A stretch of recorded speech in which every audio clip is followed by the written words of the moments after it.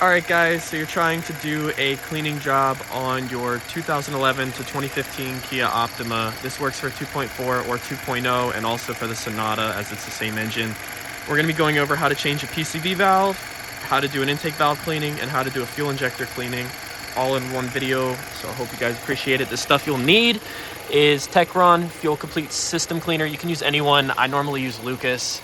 Speaking of Lucas, you need their GDI Deep Clean.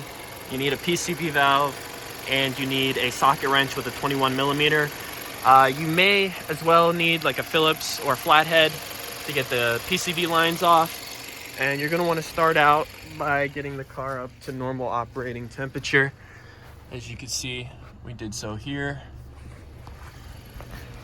We'll move on to part two. All right, so we're gonna start out with the Deep Clean GDI injection cleaner for the intake valves and injectors. You're gonna need a flathead or a Phillips depending on your setup, or you can do it through the airbox, which is how we're gonna be doing it. If you have the stock setup, you can pop the lid off and remove the air filter. However, in our case, we have a cone type filter on a cold air or short ram intake. We're gonna pop this off and then I'll be right back with you. All right guys, so keep in mind, you can't always go off the brake booster vacuum line located right here, or you can go off of the PCV lines located here. You'd want to spray into this line and cap it off on both sides whenever you're not actively spraying. We're just going to do through the intake because it's the easiest, so we're going to be spraying right in here. So with the area around the intake, since it's not protected or filtered, completely clear of any debris that could possibly get caught in, you can go ahead and safely fire the car back up. All right, great. You're gonna need an assistant to do the next part of this. So find a buddy or a friend, ask them to get in the car and maintain the car at 2,000 RPMs while you spray this directly into the intake, like so. Keep in mind, the car may want to stall and may outright stall out during this process. So maintain at 2,000 RPMs, rev it up if you have to, and continue spraying. You want to hold down the spray nozzle for a couple seconds and then let go for a couple seconds, and just keep alternating like that until you're completely out. Once you're done, you can go ahead and wait and keep the car revved at 2,000 RPMs until you feel it's safe to idle on its own, in which case you will then power it off, which we will now do. All right, with the assistant keeping it at $2 grand, we're gonna sneak the can in like so. And now with it in there, we can spray.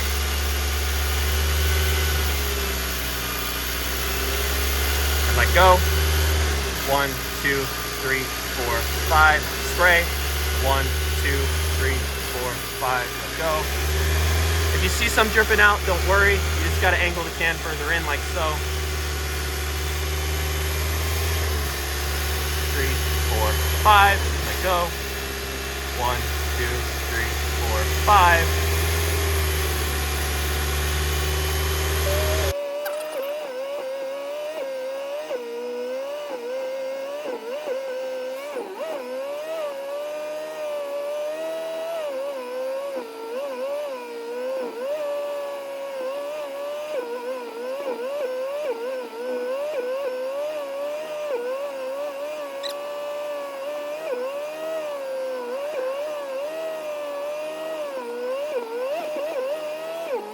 All right, once the car is able to fully stay idled, you can shut it off as we did, and we're gonna go ahead and reinstall the cone filter now.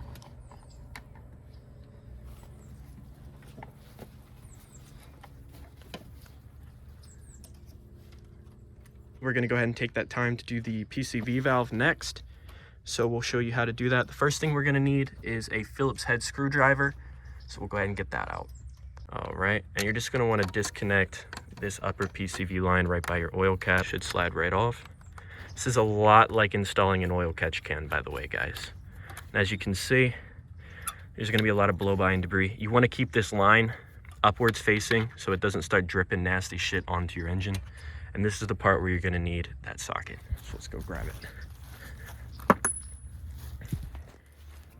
Essentially, you wanna attach the socket here, break the nut loose carefully and slowly, and it's lefty-loosey, so just go right onto this thread here and take it out. In some cases, you may need a 23 millimeter for the stock one. Most aftermarket ones will require a 22. However, you can make it work with some pliers. Most people don't have a 23 millimeter anyways.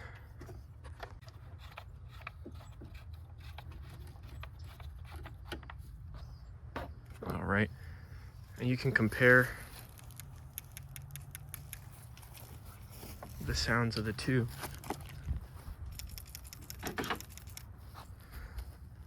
So you can tell that there's a major difference. The most important step here is to take your finger. It may be hot, be careful, but get a little bit of oil on it. And go ahead and just lube up that O-ring on the PCV valve with that oil. All right, and the new one should slot right in. Remember, this is plastic, people, so you don't gotta be too tight with it. Nope.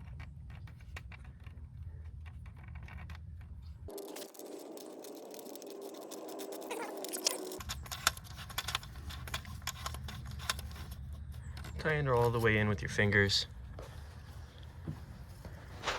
And then follow up with a socket.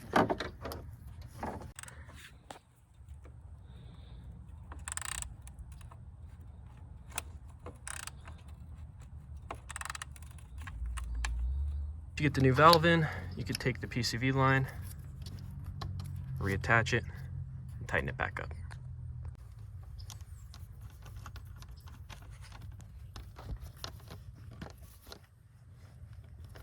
Right, and last but not least, we'll finish up with the Techron.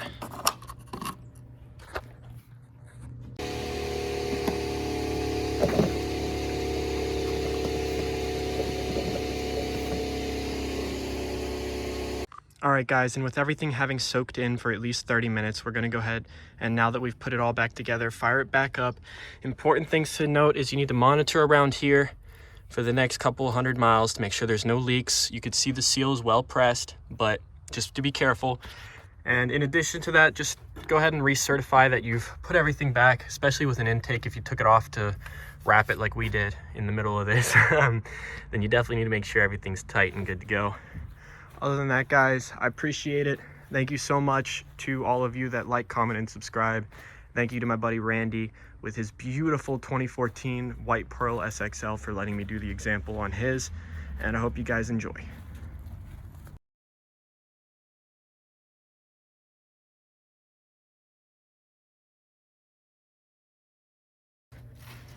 So we'll do that real quick. Okay. Assistant, fire the car up. Don't have the keys.